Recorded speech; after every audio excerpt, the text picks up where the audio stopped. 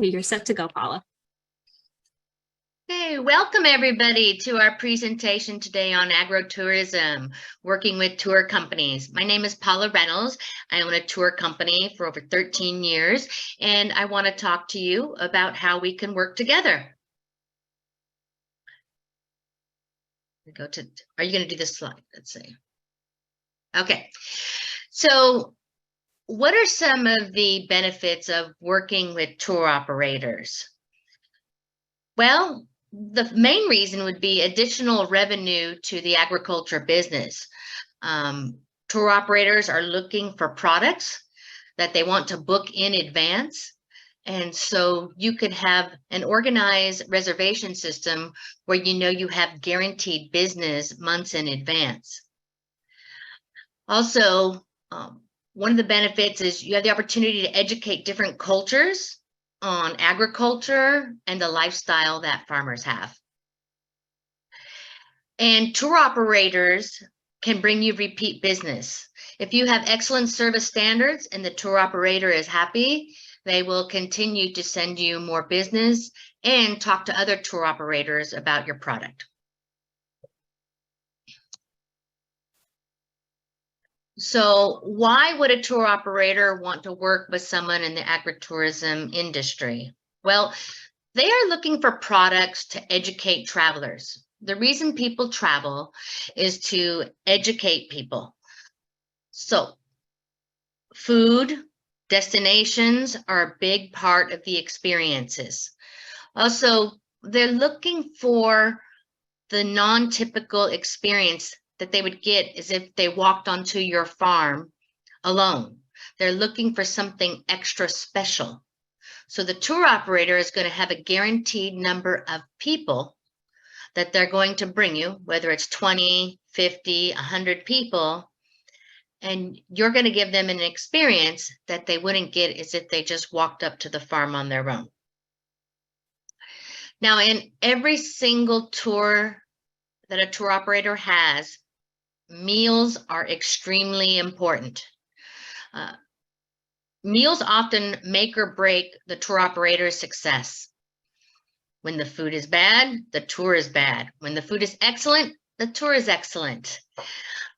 While some restaurants do a great job, people are now looking more for that farm-to-table meal. They want to go somewhere special. They want to sit in a barn. They want to sit out in a field. And they want that fresh concept of food. And they want to be able to support a community. Travelers tend to be responsible and they want to support the destination. So they feel good about spending money on meals at a farm. Now, the number one thing a tour operator needs when they travel is accommodations. That is at the top of the list. That is the first thing that anybody does when they decide to go to a destination. Now, some facilities are not big enough to accommodate a full bus, but they can accommodate small groups. So if you have accommodations on your facility, open them up to tour operators.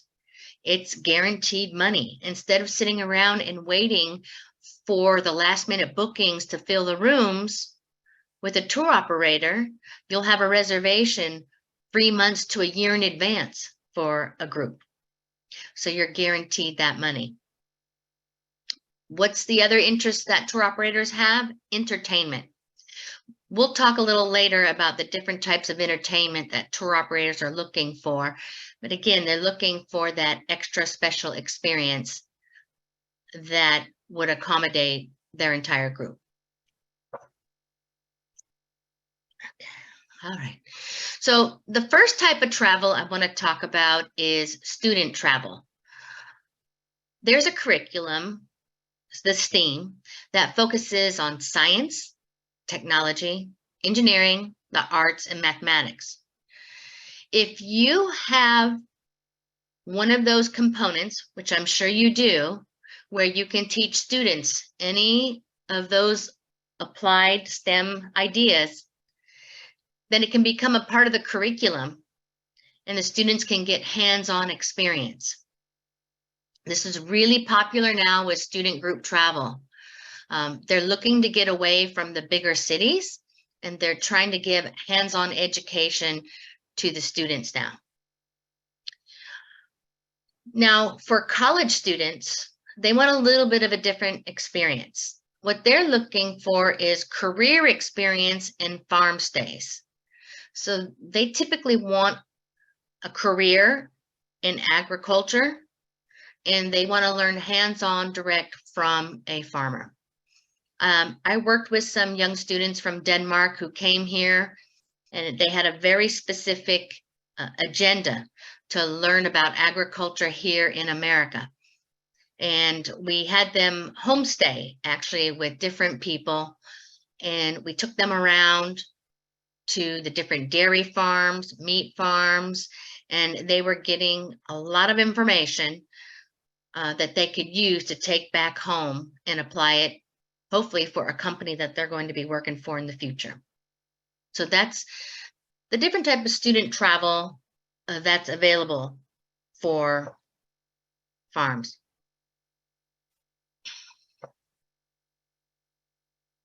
Okay. Now, for the adult leisure market, what are they looking for? They're looking for things like pick your own fruit or vegetable. There's a movement now in America to get fresh fruit, to get it exactly where it's come from. People are questioning where they're getting their food in the supermarket. People like to empower themselves and actually buy their fruits and vegetables exactly where it's grown. They're also looking for education classes. Education classes lead to retail therapy, leads to sales on the farm. So if you're doing a demonstration about bees and people feel it's valuable and they've learned something, automatically they're going to buy honey from your farm. But people have to feel that value. They have to feel like they got something out of it. People easily spend money on vacation when they feel that they've learned something. Remember that. Activities to participate in. People are looking to do something that they wouldn't normally do. Hay rides are very popular. So have activities on the farm that people can participate in that would not be normal in their day-to-day life. People also like the farm atmosphere for meals. So even if you have picnic tables and you have a deli on site, people love picnicking. They love sitting out there on the farm and eating. It doesn't have to be a 5-star gourmet meal. People just love using their senses when they come to a farm. And the other thing we do as tour operators, we want to educate travelers on why to support local farmers. This often changes their perspective when they go home. So we try to explain to them the processes, what happens with our food, and then they take that education and go home. It makes the tour valuable. And so that's why we partner with farmers that give us a great education, because people then want to come back on the tours again. Now, the adult leisure market, tours of the farm, facility, or garden, that is huge. We get requests for that all the time. And we need experts that can speak to the groups. So depending on what your strength is and what your farm can produce, we can find the right fit in the right group that would have some appreciation for a guided tour of the facility. And in the adult leisure market, farm stays are on the uprise. A lot of the farms are getting booked out and they don't have enough room to accommodate people. So remember to use your land to expand it more for housing, because people actually prefer to stay on a farm after COVID versus in a big hotel. I was in West Virginia during COVID, and I couldn't believe how the homes sold out on the facility and the hotel was empty because everybody wanted their space. So keep that in mind when you're building guest stays. People like to have their space. they're coming from a city environment. They don't want to be next to someone when they're on a farm.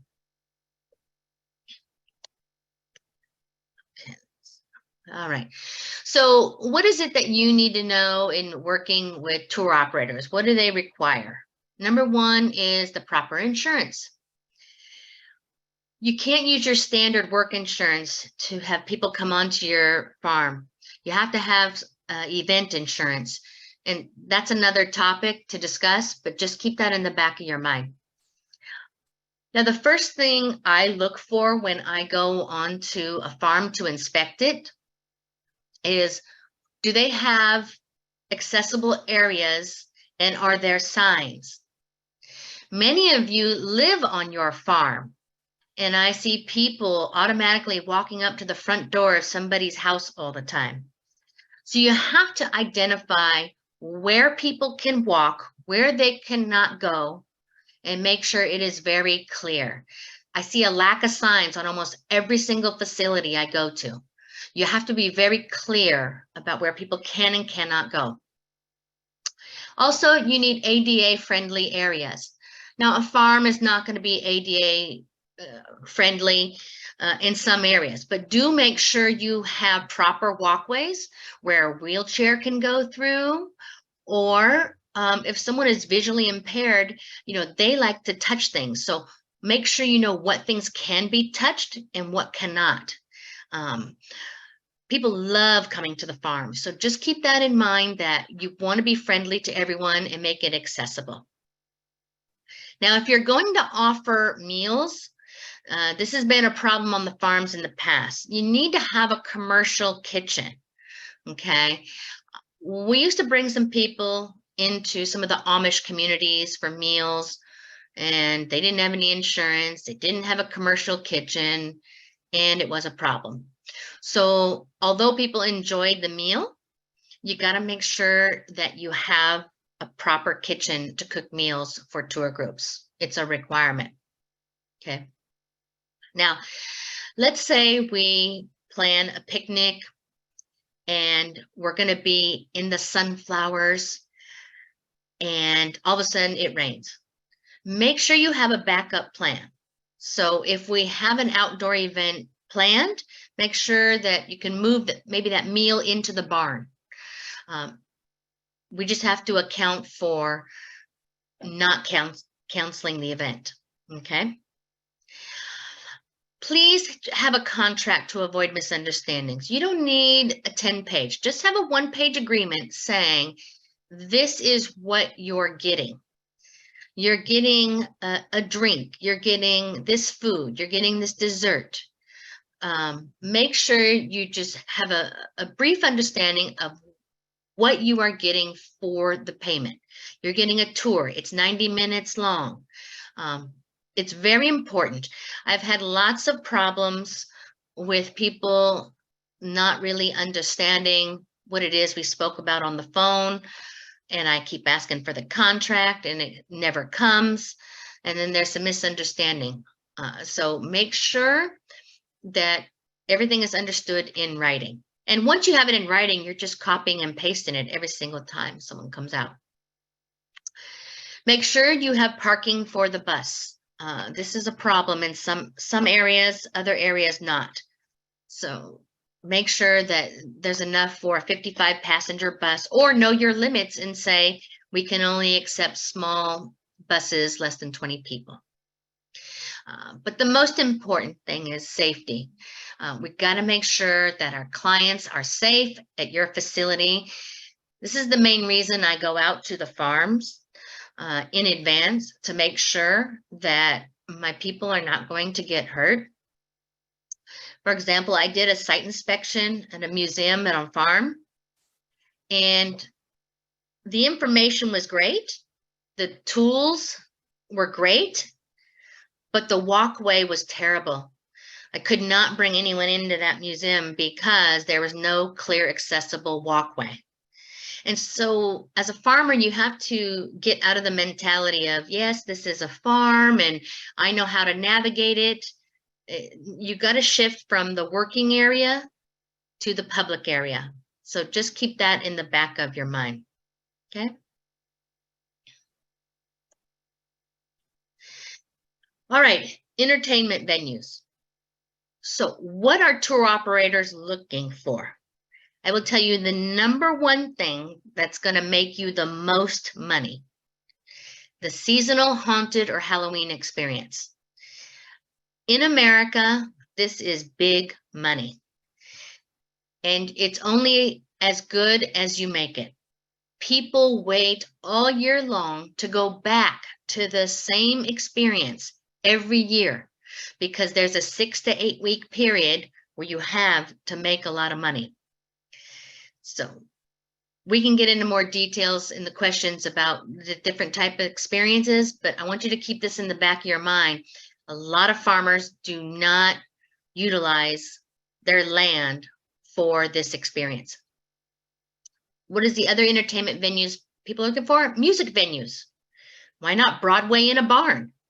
We take people to plays all the time. I've taken one group, we did a play in a barn. They loved it.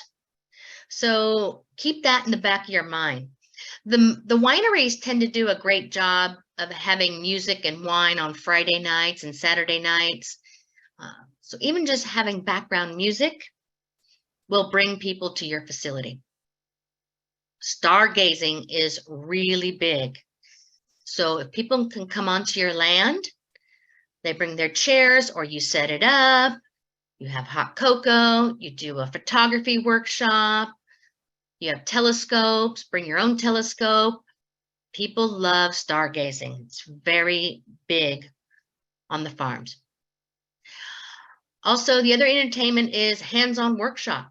You know, if you want to teach people how to make honey, how to make an apple pie, people love hands-on workshops. So tour operators are always looking for things for 25 to 50 people, a workshop for them to participate in. Hunting and fishing. There are people who want that outdoor experience, maybe because they live in the city. So while fishing might be easy to you, it might be the first time for somebody. So they want someone to take them out and show them how to do it. Hunting, it's going to vary. Some tour operators will stay away from hunting. Others will embrace it. So just keep that in mind, that people have an opinion about guns. And so it's not always going to be a priority, but I offer it as long as it's with a professional. Hiking, rafting, horseback, these are all things that people love. So if you can create an experience with hiking, let's say you make a lunch and then you give them a map and then you give them a hiking trail to go and hike. Give them a 3-hour experience on your property. Rafting is always very popular, and horseback riding. So what are some other venues that people, cocktail and dinner parties? This is a must. People love to socialize. They feel safe on a farm and they feel like they can relax. So if you can offer a pre-dinner cocktail party, or if you can offer a full dinner party, make it available. Have a package available for a tour operator.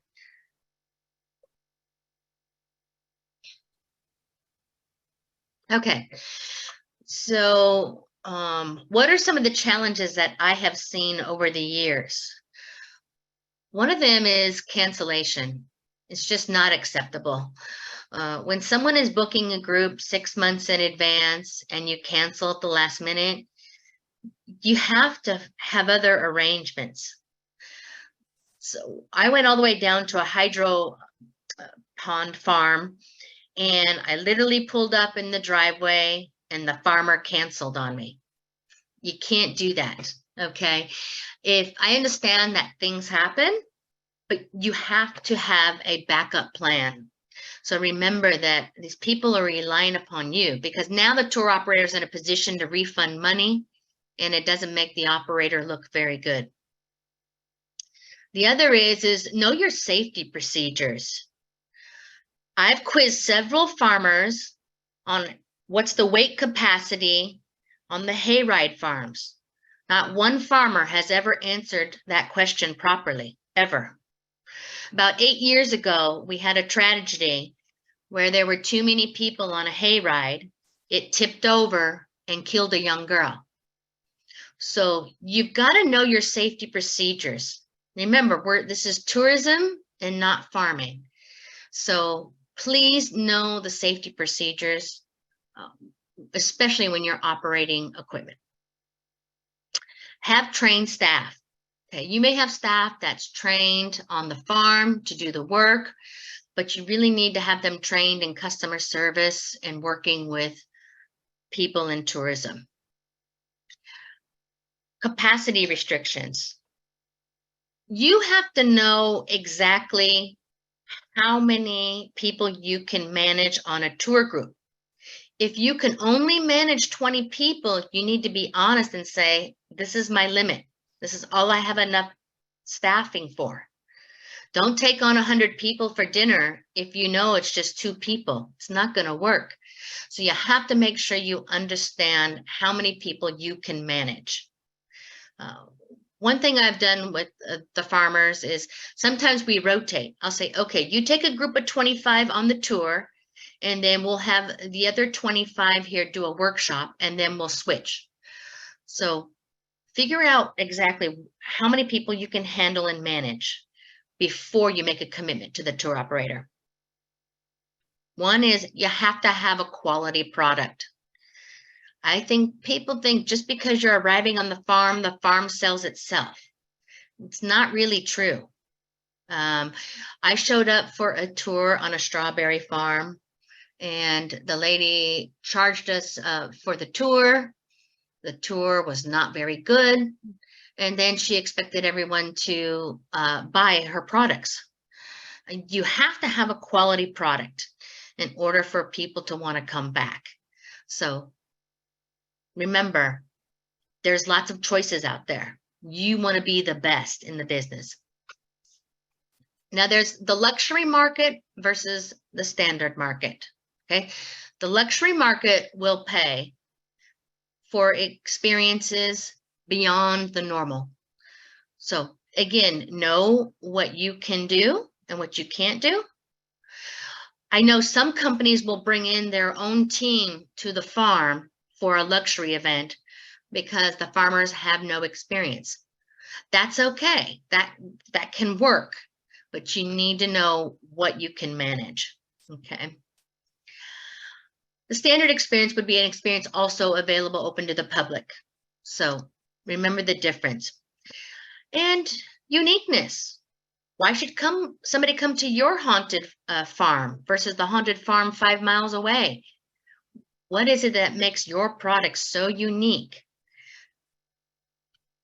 And do you want to offer private tours or public tours?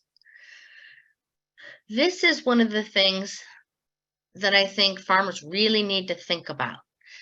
If you have a farmer's market and you're open from 10 to 4 every day, and you integrate groups into that public time period, okay, that's one type of tour.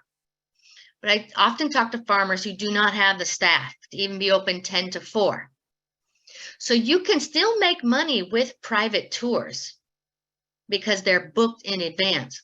I work with the farmer who has a full-time job, and he has to take a day off work in order to give my group a private tour. But it's worth it to him as long as he knows in advance.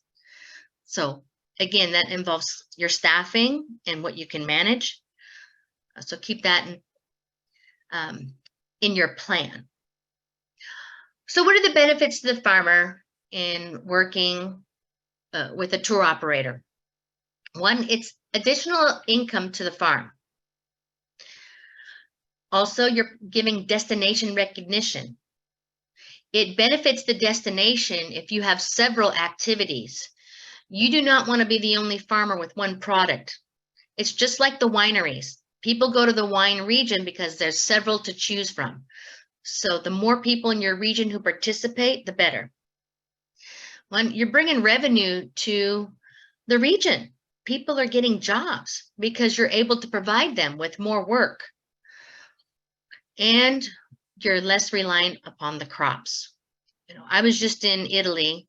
I was so disappointed to see the drought and the rice fields and what was going on.